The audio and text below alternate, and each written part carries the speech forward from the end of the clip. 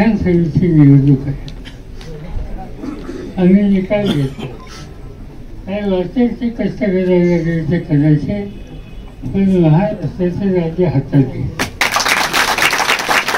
आणि महाराष्ट्राचं राज्य हातात घेऊन शेतकरी वर्ग असेल, बेरोजगार तरुण वर्ग असेल, अल्पसंख्याक असेल, या सगळ्याच्या हिताच्यासाठी सत्तेचा वापर कसा चांगल्या रीतीने करू शकतो हा इतिहास घडवायचा आहे.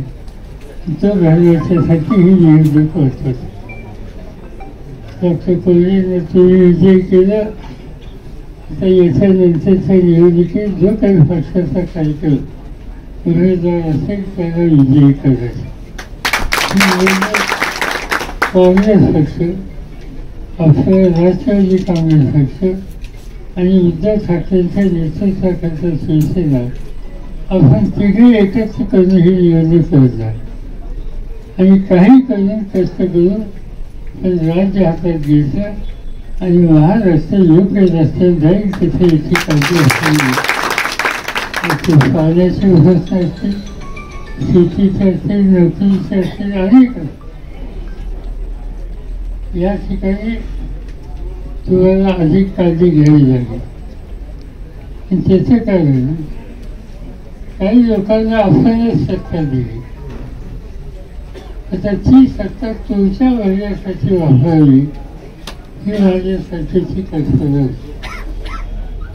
पण तिथं वेगळं दिसतं. कारखान्याचा वापर, कारखान्यात काम करणाऱ्या लोकांचा वापर, या सरकारी संस्थेत तिथे काम करणाऱ्या लोकांचा गैरवापर, हा सगळा तुम्हाला लोकांच्या विरुद्ध काम करणं इथे चालू केलेलं आहे. हे होत असेल तर आपल्याला अत्यंत जागरूक राहावं लागेल. घरोघर जाऊन एक एक मतदाराशी संपर्क घेऊन जशी विधानसभा लोकसभा लढलो तशी विधानसभा लढायची आणि राज्य हातावर घ्यायचं. माझी खात्री आहे तुम्ही लोकांनी प्रयत्न केले.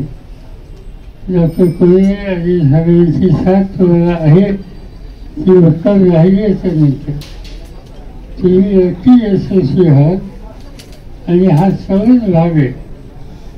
मग जिल्हा असेल, आंबेगाव असेल, खीर असेल, शिरूर असेल आणि बाकीचे तालुके असतील, त्या प्रत्येक ठिकाणची जागा जिंकायची आणि महाराष्ट्र पुन्हा एकदा देशाचं एक नंबरचं राज्य कसं होईल याची काळजी घ्यायची. त्याला तुमच्याकडून खबरदारी घेतली जाईल याची खात्री मला ठिकाणी बाळगतो आणि पुढच्या कामाला जायला परवानगी घेतो.